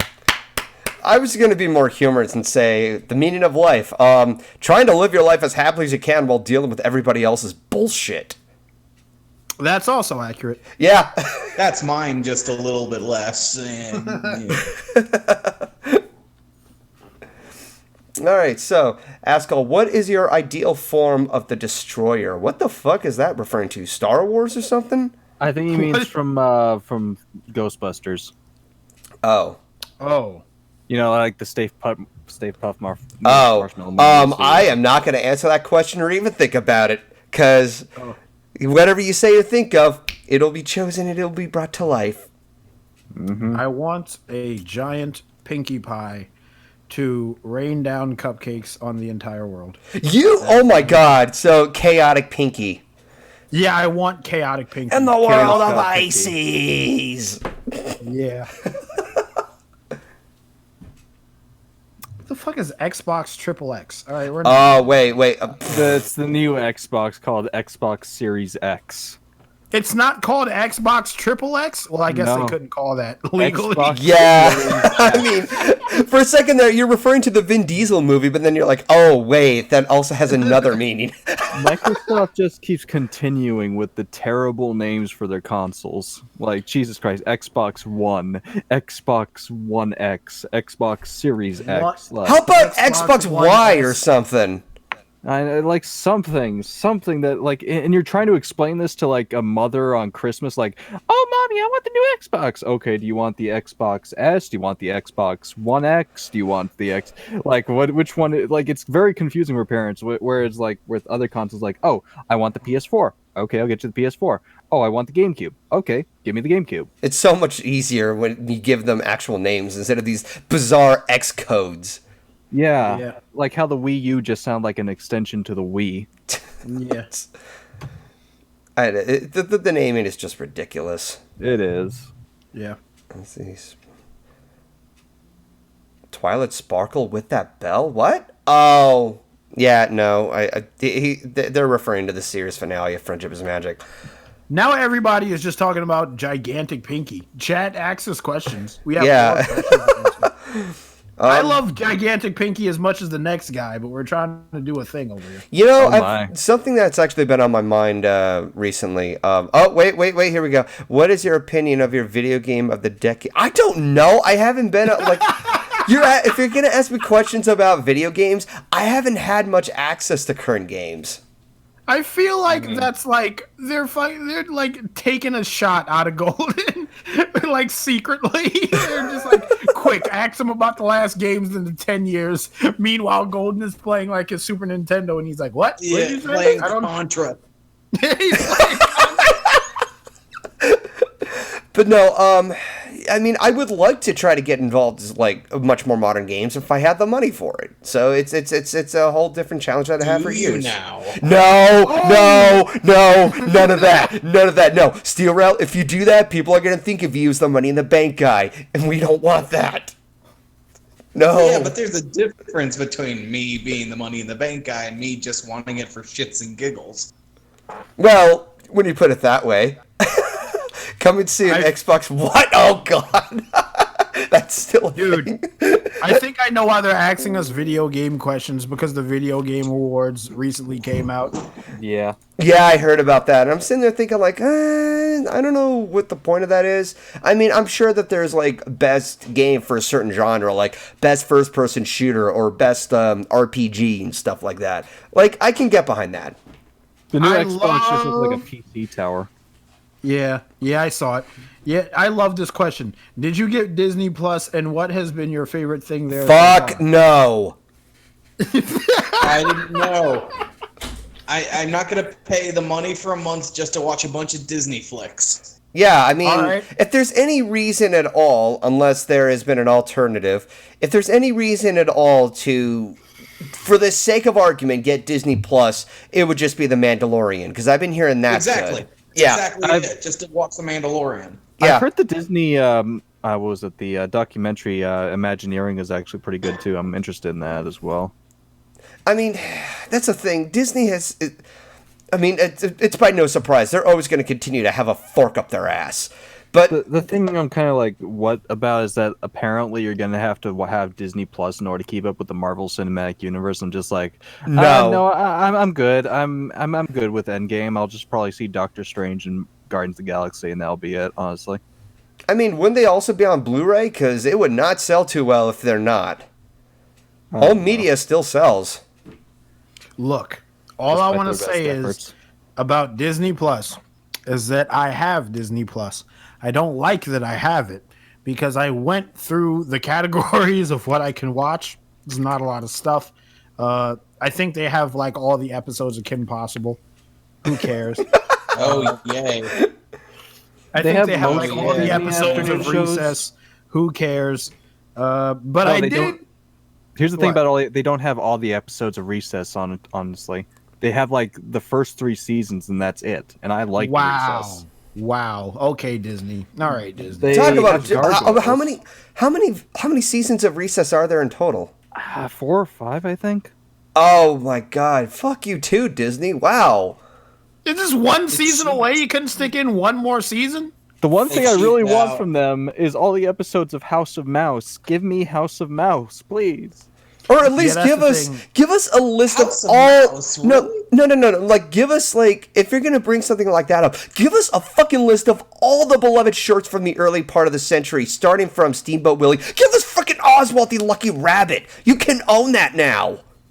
Yeah. Well, I think they own the IP, but I don't think they own the original shorts. Damn it. But I've been watching the original shorts are still owned by Universal. Okay. Let's get to the next question. What would you all do if you found a Baby Yoda alien? I'd probably die of diabetes. I would use his force powers to do whatever I want. I would just be like, there's this lost, weird-looking child here. Is anyone missing a son or a daughter or whatever the hell this is? That's what I would be like. And drop it off the fire station. Ask Golden, what do you think of a Steven Universe and My Little Pony crossover be like for you guys? Are you fucking serious? That's still a thing for the past couple of years? Wait, that is an actual thing? I thought that was just a joke. No, that's what I mean, like a trend, the imaginary thought of a crossover between Steven Universe and My Little Pony. I could imagine certain characters getting along, like Pinkie Pie would probably get along with Spinel, and Fluttershy would probably get along with, I don't know, Pearl, maybe even get along with... Garnet would love Applejack. Oh, yeah. Amethyst would get along with Rainbow Dash. Yeah. Ask all, if you would be a Jedi, what color of your lightsaber would be? You asked us this already, and I said red because I want to be a Sith. Oh, there you go. I'd probably go for green because I like Return of the Jedi. Shut up, Black. Ryley. I know what you're going to say. I would go dual wielding, and I'd have one blue, one green. I want a black lightsaber. That thing looks badass. A black lightsaber? Yeah, you've never seen the black lightsaber? How the fuck can you see it? How can you see a black lightsaber if it's black? I mean, it would just blend in everything. It looks like a cluster of stars against the night sky. Honestly, it's really cool looking. Let me get a clip of it. I mean, it's just. I'm trying to refrain from having potential racial implications saying that, but still, a black lightsaber? How can you see it? Logic said that black lightsabers have white outlines. Yeah, look. All right. Did you show me this to? Stream chat. Oh dear God! That looks like a glowing sword. Exactly. That's what I like about it. It looks like a glowing black metal sword. Made out of plastic and metal. Way to go, Golden. Shut up. You know what I mean. It looks like a regular sword, but the blade is just glowing. It looks like something you'd see from like Greek mythology and shit. Thoughts on Hasbro pulling their Pony Life trailer off of YouTube and Instagram?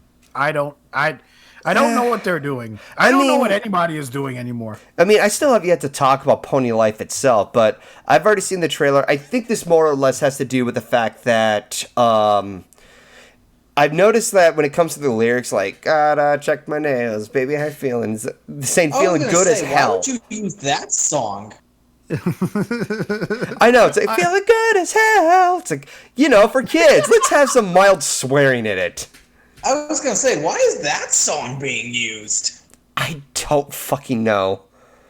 I don't know what Hasbro is doing, but I saw a great meme of that on Twitter where it was like, somebody is like, well, time to check on the news of the new Pony Life, and then it cuts off, and it's just like a picture of Hasbro as Will Smith from, what's that movie? With the aliens? Men in Black, and he's holding up the thing that erases your memory. Oh, take a look at this, please. There. Now you don't know what Pony Life is. Fuck off. That was such a good meme when I saw it. I laughed for like a good 5 seconds. Yeah. Ask all, white or multicolored lights on Christmas tree? Multicolored, bitch! Fuck the white lights. Multicolored every time. Multicolored. Yeah. Having all white lights sucks. It's bland. You are the basic bitch of the holidays. If you use all you are the vanilla of Christmas if you're going for just straight up. Likes white lights on his Christmas lights. Some people say because it just reminds them of snow. Like, well, as much as we like snow, I mean, I live in California. It hardly ever snows. I mean, obviously it snowed last Thanksgiving, but still, I could care less. Color, it's happy. And Christmas is meant to make you happy, so it makes more sense to have multicolored. But whatever. Each people have their own preferences. Yeah. Yeah, so... Is that it for the questions, or are we going to take more? Well, remember, there's like a 30-second delay, too, so they probably haven't caught up with us. Yeah. I'm not a political correctness nut, but I'm confused when people use the song Good as Hell to advertise toys for little kids. I don't know. Like, it's weird that you would use a curse word, like... Hell is not a curse word. I was surprised by that. Well, to some people it is. They use it. Having little ponies for like little girls saying hell is probably. It's not a curse word, but it's risque for little children to hear. How much are you willing to bet that they wanted to do that to make the video COPPA compliant? To make the video what? Say that again? How much are you willing to bet that Hasbro wanted to put that word in there to make the video COPPA compliant? Oh, COPPA compliant.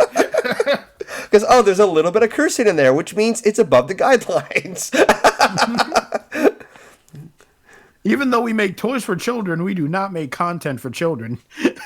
Cop, I swear to God. Please give me your check. Colored Christmas lights. Okay, have you heard of Mr. Enter's Nicorama YouTube series? I did watch his take on Kablam, and that's mainly because Kablam was one of my favorite, was pretty much my pick for what my favorite Nicktoons were. There's Rugrats, and there's Rocko's Modern Life, and Ren and Stimpy. Kablam had such a variety based off of just comics. It sucks that they can't bring back Kablam because apparently there's licensing issues because of Angela Anaconda of all fucking things. Anja who? You don't remember Angela Anaconda? That fucking it was a show on Fox that originally started off on Is that Kablam. the one where it's like they all have white faces and they all look like paper cutouts? Yeah, they look like they're pictures with all these colored hair and shit. And I remember what Angela Anaconda is. Remember at the beginning of the Digimon movie? Huh? Yeah, remember the beginning of the Digimon movie? That kind of stuff. No, I wasn't thinking of the Digimon movie. I was just there's a vague show in the back of my head where it's paper cutouts and this girl, and I never watched it, but I did commercials for it would come on. And I'm just this looks unappealing. Well, because of that, it's there's licensing issues, so they can't really bring back Kablam from what I've heard. That sucks. That just really sucks. Watch, Kablam's gonna have a similar kind of treatment like what happened with the original Star Wars releases, because everybody knows about the special editions and how much people hated the updates all the time. They put an extra rock next to R2 in the Blu-ray release. Yeah. But there was a group of experts or programmers who extracted a lot of resources from the original VHS releases, digitized them to where they look crisp and solid, and was able to try to restore it to the originals called the despecialized editions.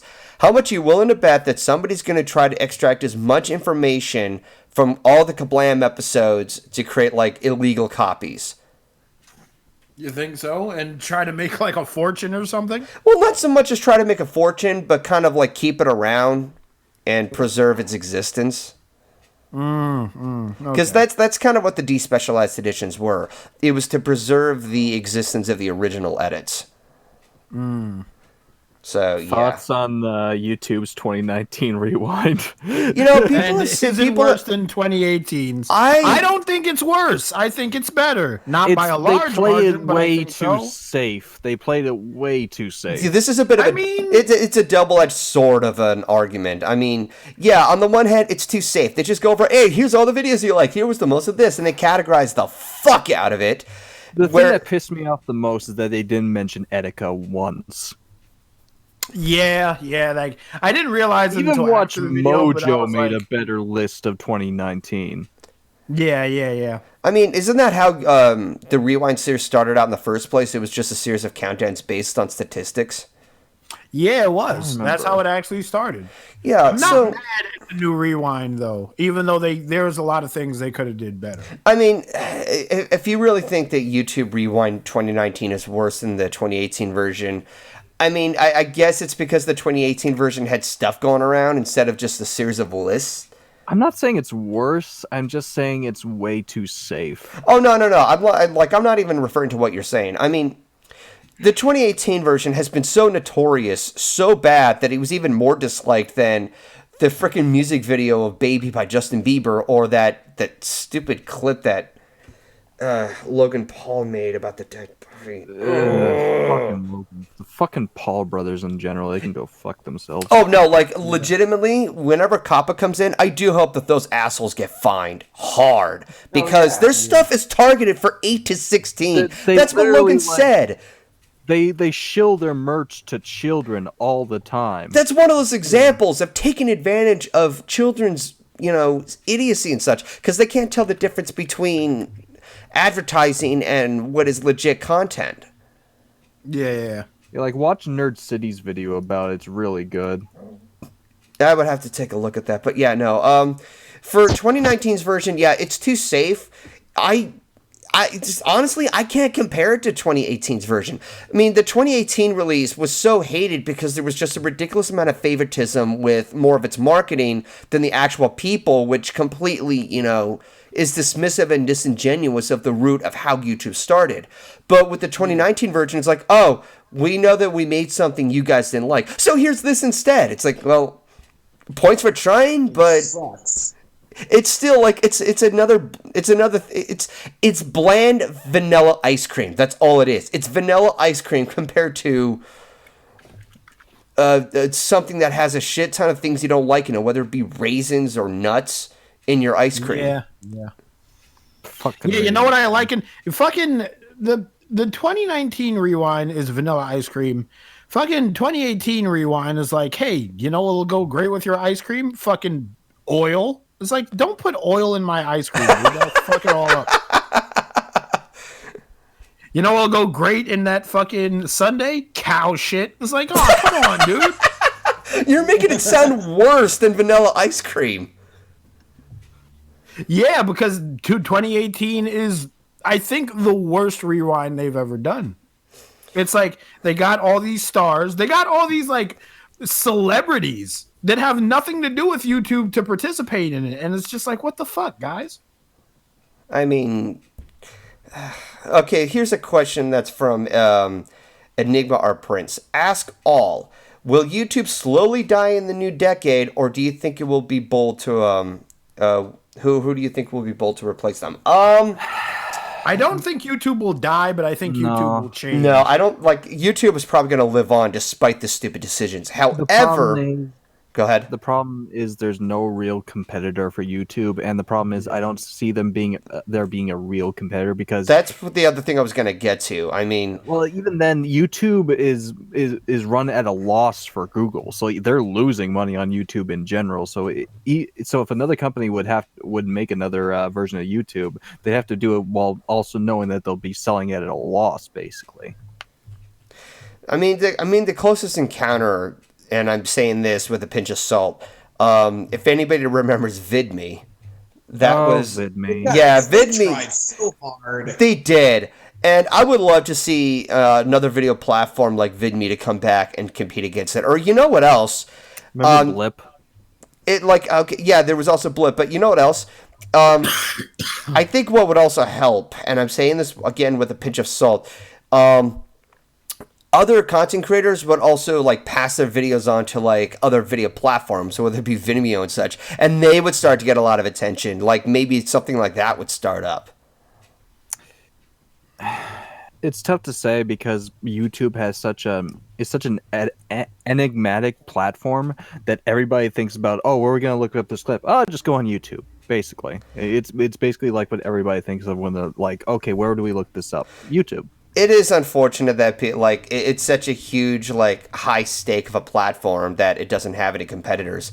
And And it's so high that they can do whatever the hell they want, and they're not going to care. Mm-hmm. Yeah. Gus Johnson made a great video about the status of YouTube right now, and I put it in the chat, and I want all the chats to watch it. Okay, that's something I'll have to take a look into sometime afterwards. I'll also have that link in the description on YouTube. Ask Golden, will there ever be a Steven Universe movie review on your channel? If so, will there be any collabs? I don't really have much of an ideal plan for reviewing the Steven Universe movie. I mean, the closest we have is just the discussion on the podcast. That's mainly why I made this podcast. It's so that way I could talk about other things that I will not be able to make videos about, and we all just sit around and we talk about it, and it creates this fun little interaction. And that's also why I'm also changing the scheduling so that way I can catch up on Steven Universe that way. Holy crap, that is a long-ass question from Season the Wiccan. What did you think of the Togo trailer? It's about the diphtheria medicine run that Balto did, but the actual... Oh, yeah, it's about the actual person who did... The actual dog that did most of the running, which was Togo. I've heard about this. Oh, boy. I might Balto was just given all the credit when basically he just did like the last fourth of the entire run, when it was actually a lot of teams of dogs that had to keep like switching out when it came to the actual run to Alaska. Yeah, no, the animated Balto is a giant lie to your face. Oh yeah. Oh yeah, it is. And when I found out It's a great movie, but it is a lie. I can't even call it a good movie anymore simply because of that. Like, if you're gonna make a historical movie, making changes for the sake of making it entertaining, it comes off very disingenuous. Pocahontas. Oh yeah, Pocahontas and Bohemian Rhapsody. Oh. They made a ton of changes in that one from what I heard, and I'm like, nope, That's not gonna watch it. Oh, yeah. Togo ran 90 fucking miles? Yep. That's insane. Holy shit. Ask all, what is your favorite limited time theater experience like with Fandango? I don't know. I don't think I had something like that. I love the question section because it's just Golden getting a question going, and then Golden's just like, what the fuck? I don't know. Limited, what do you mean by limited time theater experience? Do you mean like us going to the theater and like us going with friends and having like a fun theater experience? I think they mean like films that are only in like the theater for a short time, like usually like anime films and stuff like that. I've never been a part of a... Never went to one. I've gone to like the Dragon Ball films when they've been in theaters. I really want to see Weathering with You and Promare in theaters. I think my favorite part of me being in any movie theater was when I went to go see, what is the name of that movie where crime is legal for 24 hours? The Purge? Oh, that. I think I saw the third Purge, and there was a character in that movie that was just a dick. It was like a girl with a chocolate bar or something. And later on in the film, she gets hit by a bus. And I stood up in my chair and I was like, yes! I was so happy. In the most rugged and difficult Alaskan terrain too, and being an older dog at 12 years old. Oh, that yeah. shit is insane. Oh, yeah. If you look into more of the history too, it's a shame what happened. Apparently, like the actual dog for Balto was like paraded around a cage to be shown off to people and stuff. I'm just like, God. Yeah, it's not a great story when you really look into it. Yikes.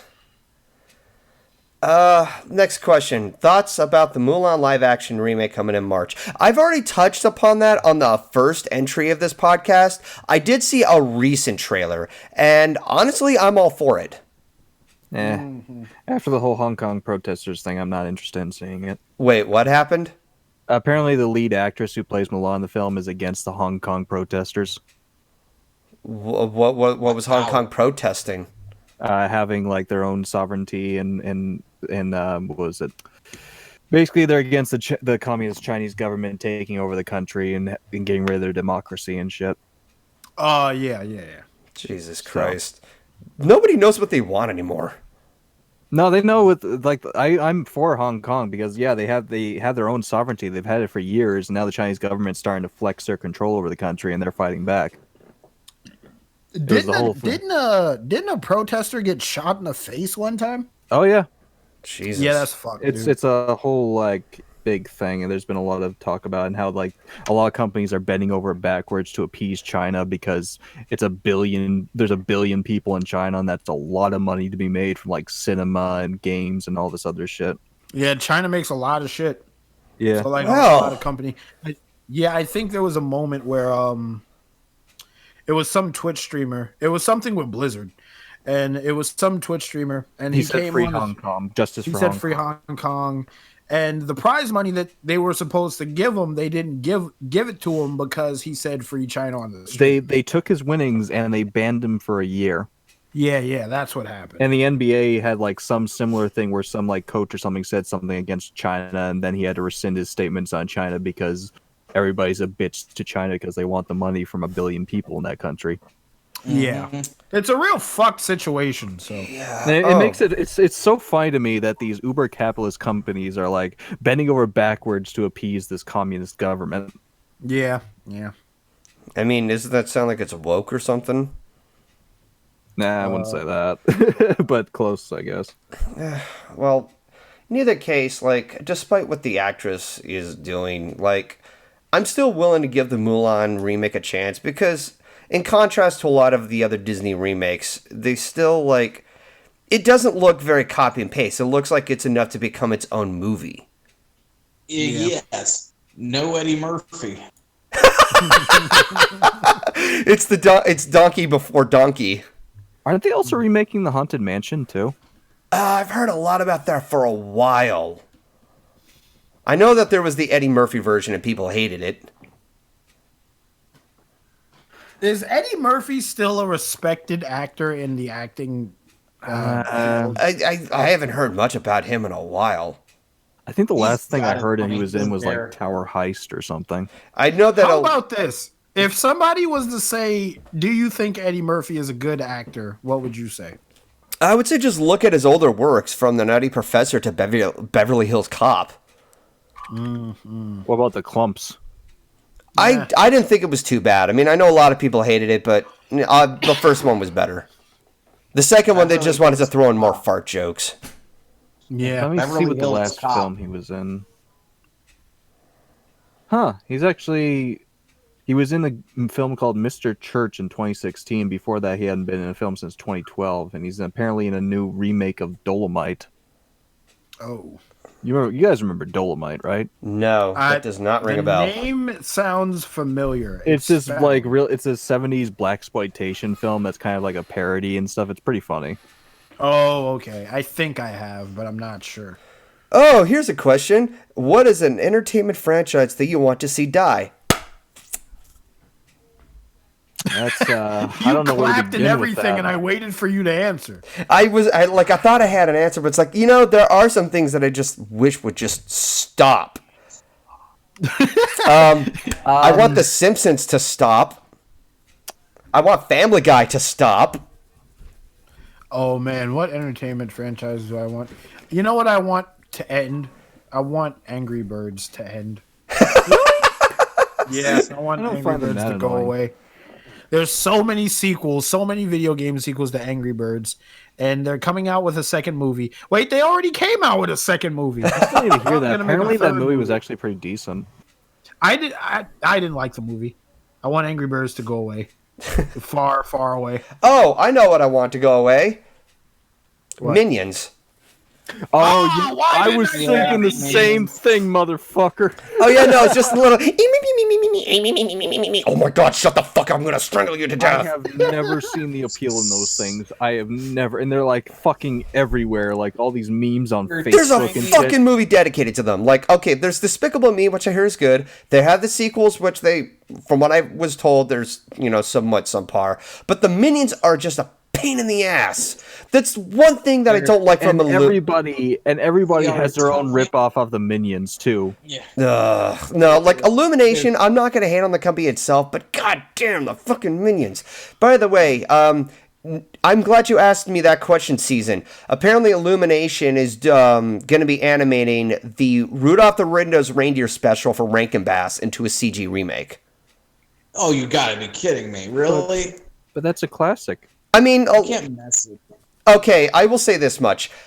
as much as I love the Rudolph special, I have to be frank here. There's a lot of flaws, narrative flaws, character flaws, and there's a lot of animation errors. Like, there's one of the reindeer's antlers bends down in a few frames. There's a lot of weird, uncanny moments from the animation itself that Rankin Bass was doing. That honestly, it's kind of charming in that way. But there's also, like, Santa, which was becoming more dismissive than you would expect. Like, near the end of the special, he's like, oh, I'm afraid we're going to have to, like, oh, Rudolph, stop shining the nose. Wait, that nose, the beautiful nose. Like, his mind and his thoughts change dramatically just for his own convenience. And it's like, you made Santa look like a dick. I think that can be fixed. And given how old it is, I mean, we're talking about almost 60 years. I think you can kind of give it a touch-up of an update. How old is that film anyway? It came out in 64. Dang. Christ, Okay, I thought it was 50. The only thing that I worry about is if Illumination relies too much on the humor. If you're going to do a remake of this, be respectful to it. Like, bring back the beloved songs like There's Always Tomorrow or Jingle, Jingle, Jingle. You know, a lot of songs that we, resonate with. Silver and Gold. Silver and Gold. Oh, yeah, no, that was a song. Holy shit. Yeah.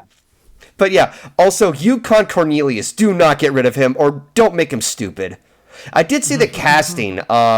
I saw that John Goodman is in there. Like, I'm just sitting there thinking, yeah, he's definitely Santa Claus. But they also have Robert Downey Jr. I'm sitting there thinking, how much are you willing to bet he's going to be Yukon Cornelius? I would say that. I would see, like, John Goodman as Yukon, honestly. How the fuck? Okay. John Goodman has played, like, the role of, like, a lot of big, like, generous characters in the past. Remember like, when he played Frosty? He played what? He played Frosty in, like, one of the old animated films, I believe, from, like, the He 80s. was Frosty Yeah. for all of the Frosty Rankin Bass movies. No, he wasn't for all of them. I think he was only for, like, the second or third. It was the second one. It was the second one. Okay, well, let's see. And then they had the voice of Patrick play Frosty in one film, too. Well, but just in all honesty, like, okay, I will also say this much. I am aware that Illumination did their own spin on the Grinch, and I did see that one. Obviously, it's not going to level up to, the Chuck Jones special. I mean, that's an untouchable masterpiece in and of itself. But there have been some periodic updates. Like, there was the Ron Howard version that people probably like more of in compared to the Illumination version. But I like that Illumination had its own spin, their own personal spin as to why the Grinch hates Christmas. He was from a foster home that was left overlooked because people paid attention to Christmas. I still like the explanation of where the Grinch came from in the Ron Howard film, and how like in one of the scenes with the thing slowing down, it goes to some guy's house. He's like, He looks just like your boss. He looks like your boss. But upon watching Illumination's version, I didn't think it was that bad. I'm not saying it's great either. I just think that it's just enough to have its own spin. Like, you can kind of work with that. With Rudolph... Go ahead.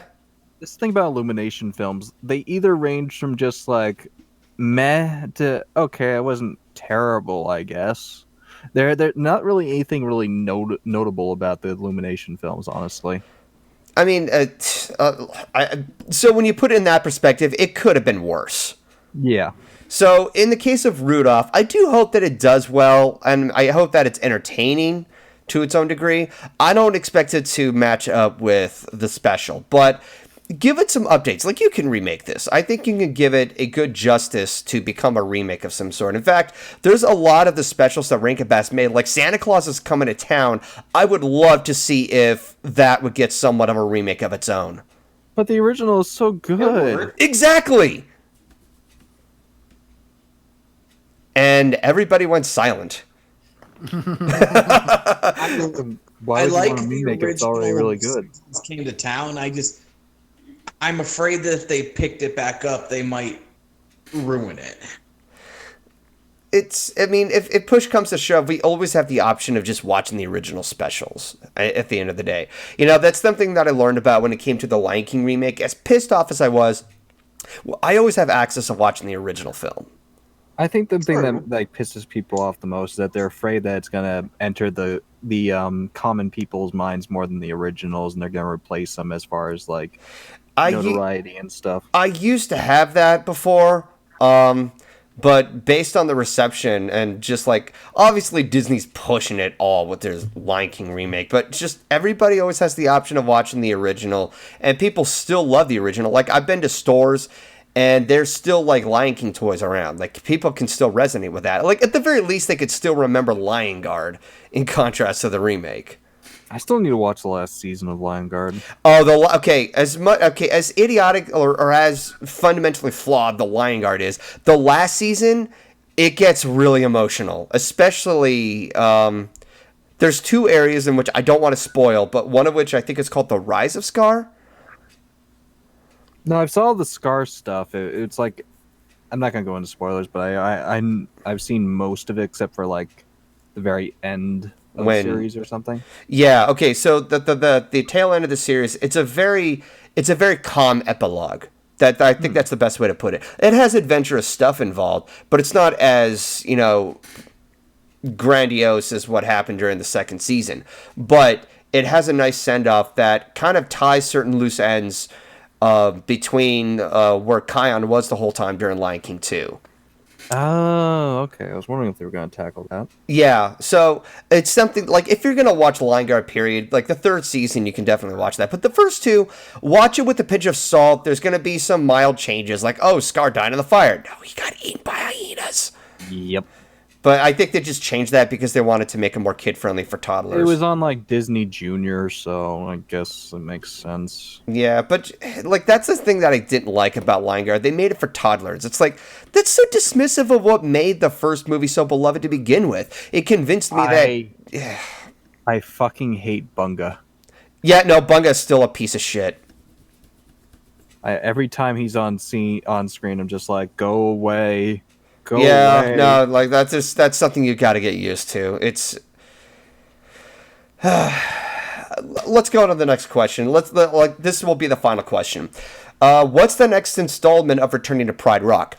I'm in the works of working on The Lion King 1.5, but yes. But what I was gonna do was finish all the rest of the installments for this year. But after COPPA, like, I put myself to a halt thinking, is it even worth it to make projects if I'm going to risk getting fined, But after things have been, like, settling down and everything, I do not have much time at all to finish them. I do hope that I get Lion King 1.5 finished soon. I'm working on both the script for that and Return of the Roar at the same time. Personally, I liked your Lion King 2 review. Yeah, no, surprisingly, that one got more views than the first video. I'm just like, wow, people were really excited about that one. Mm-hmm. Lion King 1.5 will be interesting to tackle, though, because it's more relied on humor and pop culture references compared to, just having its own narrative, its storytelling. But that's kind of where I'm going to stop at because I don't want to talk too much about that. But I am aware that people acknowledge my love of The Lion King, like, just ridiculously. You have a problem, man. So do you. Fuck you. Hey. Oh, this is an intervention. Yeah, exactly. This is now an intervention. You got to put down the Simba plushie and come to dinner. You have, like, how many copies of The Lion King on VHS and DVD and Blu-ray? Hey, gotta get with the times.